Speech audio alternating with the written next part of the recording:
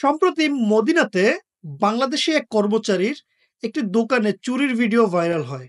Social মিডিয়াতে, সামাজিক যোগাযোগ মাধ্যমগুলোতে এই ভিডিওটি হঠাৎ করে ছড়িয়ে পড়ে। দেশের বিভিন্ন জাতীয় গণমাধ্যমগুলোতে এই ঘটনাটি প্রচার করা হয়। এই ভিডিওটি ইউটিউবে দেখে আমি সত্যিই ব্যথিত। আজকে আমরা দেখব এই ধরনের ঘটনার ফলে বাংলাদেশি কমিউনিটির উপর এই ঘটনার কতটুকু প্রভাব পড়ে এবং এই ধরনের ঘটনার পেছনে দায়ী কি?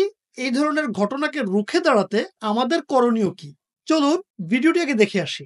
সম্প্রতি সৌদি আরবের মদিনায় ঘটে যাওয়া একটি ঘটনা রীতিমতো আলোচনার জন্ম দিয়েছে। এক বাংলাদেশি কর্মীর বিরুদ্ধে অভিযোগ উঠেছে অভিনব কায়দায় ধারাবাহিকভাবে দোকানের ক্যাশ থেকে টাকা চুরির।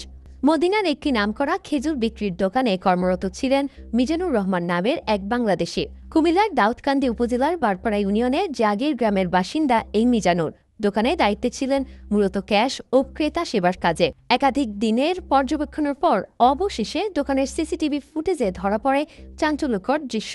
মিজানুর অভিনব কৌশলে ক্যাশ থেকে টাকা সরিয়ে নিচ্ছেন, তাও বারবার। তো একদিন আমার সন্দেহ হইলো, সন্দেহ হওয়ার পরে আমি ক্যামেরা চেক করলাম সে কি করে কি আশেপাশে দেখতেছি। দেখার পরে দেখি সে ক্যামেরার মধ্যে দেখি সে টাকা চুরি করে।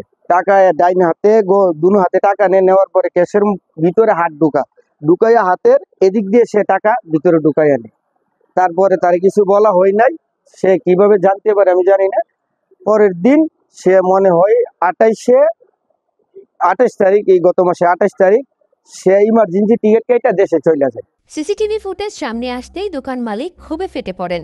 আইনগত ব্যবস্থা নেওয়ার প্রস্তুতির মধ্যে এক চতুর কৌশলে বৃহস্পতিবার হঠাৎ ছুটি নিয়ে সৌদি আরব ত্যাগ করেন মিজানুর রহমান। এই ভিডিওটা দেখানো হচ্ছিল একজন ব্যক্তি কিভাবে দোকানের ক্যাশ বাক্স থেকে টাকা চুরি করে নিয়ে যাচ্ছিল। সিসিটিভি ক্যামেরায় সেটি ধরা পড়েছে। এমনকি এই ঘটনাটি শুধুমাত্র একবার নয়, বারবার ঘটেছে। শুধুমাত্র একজন ব্যক্তি এই কাজটি করেছে, এটা শুধুমাত্র একজনের ভুল না। এটা সম্পূর্ণ বাংলাদেশি কমিউনিটিকে একটা জেনারেলাইজ করে ফেলে। এটা সম্পূর্ণ পুরো বাংলাদেশি কমিউনিটির জন্য একটি লজ্জাজনক বিষয়। সৌদির লোকেরা এতে করে জেনারেলাইজ করে ফেলে যে বাংলাদেশি মানে হচ্ছে একটা সমস্যা, তারা অসৎ কিংবা চুরির সাথে জড়িত। অথচ বাস্তবতা বা সত্য হচ্ছে এখানে 99% মানুষই কিন্তু পরিশ্রমী এবং সৎ। তারা পরিশ্রম করে অর্থ উপার্জন করে। শুধুমাত্র গুটি কয়েক মানুষের জন্য কিংবা 1% মানুষের জন্য এই ধরনের অপকর্ম কিংবা আমাদের উপর এই ধরনের অপবাদ চলে আসে। যেটা আসলে এই 1% মানুষের জন্য পুরা কমিউনিটি এবং সমস্ত প্রবাসীদের, বাঙালি প্রবাসীদেরই উপর আঙ্গুল তুলে এটাতে। চলুন জেনে নেওয়া যাক এই ধরনের ঘটনার মূল কারণ কি বা এর পেছনের কারণ কি হতে পারে। এই ধরনের কাজ হঠাৎ করে কাকতালীয়ভাবে কিংবা হুট করে হয়ে যায় না। কয়েকটা ব্যাপার এখানে জড়িত এর সাথে। হয়তোবা পরিবারের চাপ, অর্থনৈতিক সংকট, মানসিকভাবে দ্বিধাগ্রস্ত অথবা তার খারাপ সঙ্গ হতে পারে এখানে। আমরা যদি মনে করি যে পাইছি তাই নিচ্ছি, বিষয়টা যদি এরকমভাবে কেউ ফিল করে তাহলে এটা আসলে বিশ্বাসঘাতকতার মধ্যে পড়ে। তাহলে করণীয় কি আমাদের কিংবা আমার উপদেশ কি থাকবে? প্রথমত হচ্ছে একজন বাংলাদেশী হিসেবে আমরা যখন বিদেশে কোথাও চাকরি কিংবা কাজের জন্য যাই, এক্ষেত্রে আমরা শুধুমাত্র আমার নিজেকে নয়, আমি আমার দেশটাকে রিপ্রেজেন্ট করতেছি বা আমার দেশটাকে সেখানে উপস্থাপন করতেছি। একজন বিদেশী নাগরিক বা আমি যেই দেশে আছি আমার কর্মক্ষেত্রে এবং অন্যান্য নেশনের যারা আমার সাথে কাজ করতেছেন, প্রত্যেকেই আমাকে চিনবেন অ্যাজ এ বাংলাদেশী। আমি একজন বাংলাদেশী হিসেবে। তো এখানে আমার যদি কোনো রকম সম্মান বৃদ্ধি হয় তাহলে এটা সম্পূর্ণ বাংলাদেশেরই সম্মান বৃদ্ধি। যদি এখানে আমার কোনো ব্যবহার কিংবা কাজকর্মে আমাকে যদি লজ্জিত হতে হয় বা আমার দুর্নাম ক্রিয়েট হয়, আমার দুর্নাম ঘটন হয়, তাহলে এটা শুধুমাত্র আমার নয়, পুরা বাংলাদেশীদের জন্য লজ্জার বিষয়। প্রথমত এই কাজটা যে হয়েছে এটা শুধুমাত্র যে আজকের ঘটনা এরকম না, হরহামেশাই এ ধরনের ঘটনা ঘটে থাকে। শুধুমাত্র চুরি না, নানা ধরনের অপকর্ম, মারামারি কিংবা ঝগড়া বিবাদও কিন্তু ইতিপূর্বে আমরা দেখেছি বিভিন্ন নিউজ মিডিয়া এবং সৌদির বিভিন্ন জাওয়াজাতের অফিসিয়াল ওয়েবসাইটে। এর আগে আমরা আরও বিভিন্ন ধরনের খারাপ কর্ম, অপকর্ম, নেশা, ছিনতাই এই ধরনের কাজও হতে দেখেছি। এটা যে শুধুমাত্র তার সমস্যা, তার ব্যক্তিগত সমস্যা বিষয়টা তা না। এতে করে আমাদের উপর কত কিছুর যে প্রভাব পড়ে আপনি যদি খেয়াল করলে দেখবেন। বর্তমানের এই সময়টাতে আমি যখন ভিডিওটি রেকর্ড করতেছি এটা জুলাই মাসের 1 তারিখ। 2025 সালের। এই সময়ে এখনো পর্যন্ত বাংলাদেশের ভিসা আপাতত বন্ধ আছে। এখন আমি যদি বলি এই যে টোটাল যে বিষয়গুলো আমাদের এখানকার যে আমরা কি করতেছি, আমাদের যে পোর্টফোলিও, আমাদের কাজের উপর ডিপেন্ড করে আমাদের ভিসা রেশিও।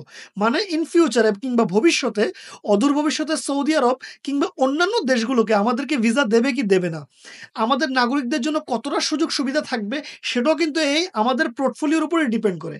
আমরা এখানে যা করতেছি সেটা থেকেই কিন্তু তারা আমাদেরকে মূল্যায়ন করে। আপনি যদি খেয়াল করলে দেখবেন, বিগত দিনগুলোতে আমরা যখন সৌদিতে কোনো প্রবাসী যখন আসতে চাইত, তখন তারা যদি কোনো ডকুমেন্টস বা অফিসিয়াল কোনো ডকুমেন্টস বা সার্টিফিকেট অফিসিয়ালি সাবমিট করত, তাহলে সেটা খুব অনায়াসে রিসিভ করত সৌদির গভর্নমেন্ট। কিন্তু আপনি যদি দেখেন বর্তমান সময়গুলোতে এতটা সহজে তারা সার্টিফিকেটগুলো গ্রহণ করতেছে না। এর পেছনে অন্যতম কারণ হচ্ছে দুর্নীতি। তারা খুব ভালো করে জানে, একটি সংবাদ সম্মেলনে তারা তো সৌদির দূতাবাসের পক্ষ থেকে সরাসরি বলা হয়েছে বাংলাদেশের ডকুমেন্টসগুলোকে তারা ডাবল এবং ট্রিপল ভেরিফাই করে। তার মানে হচ্ছে যখনই কোনো বাংলাদেশের নাগরিকের পক্ষ থেকে কোনো একটা সার্টিফিকেট দেওয়া হয়, সেটা কিন্তু তারা বারবার করে সেটা ভেরিফাই করে নেয়। কারণ তারা মনে করে বাংলাদেশ আসলে ফেক জিনিস বা নকল জিনিসের ছড়াছড়ি। তাহলে আমাদের ইমেজটা কোথায় যায় একবার ভাবুন। যদি আমরা কন্টিনিউ এই ধরনের দুর্নীতি কিংবা এ ধরনের অপকর্মের সাথে নিজেদেরকে জড়িয়ে ফেলি, তাহলে ভবিষ্যতে আমাদেরকে ভিন্ন দেশগুলো, অন্যান্য দেশগুলো আমাদেরকে ভিসা দিতে ভয় পাবে। এমনকি এতে করে আমাদের ভবিষ্যতে যে অনেকগুলো সমস্যা ক্রিয়েট হবে তা আর বুঝতে আমাদের বাকি নেই। অলরেডি আমরা সেটার ভুক্তভোগী। একটা কথা মাথায় রাখবেন, অন্যায় শুধু আপনি একা করলে আপনি যে একা এটার ভুক্তভোগী হবেন তা কিন্তু না। আপনার জন্য ভুক্তভোগী হবে আপনার পার্শ্ববর্তী ভাইটিও। এমনকি সবসময় মাথায় রাখবেন আপনি শুধুমাত্র একজন ব্যক্তি না, আপনি একটা জাতি। আপনি যখন কোনো একটা কিছু করবেন মাথায় রাখবেন আপনার সুনাম আপনার দেশের সুনাম, আপনার দুর্নাম আপনার দেশের দুর্নাম। তাহলে আপনি যেটা করবেন সেটা আপনার দেশের উপর ইমপ্যাক্ট ফেলবে। তাই ভবিষ্যতে কোনো রকম অপকর্ম করতে গেলে অবশ্যই এই কথাগুলো মাথায় রাখবেন। ভালো থাকবেন, সুস্থ থাকবেন। আল্লাহ হাফেজ। আসসালামু আলাইকুম।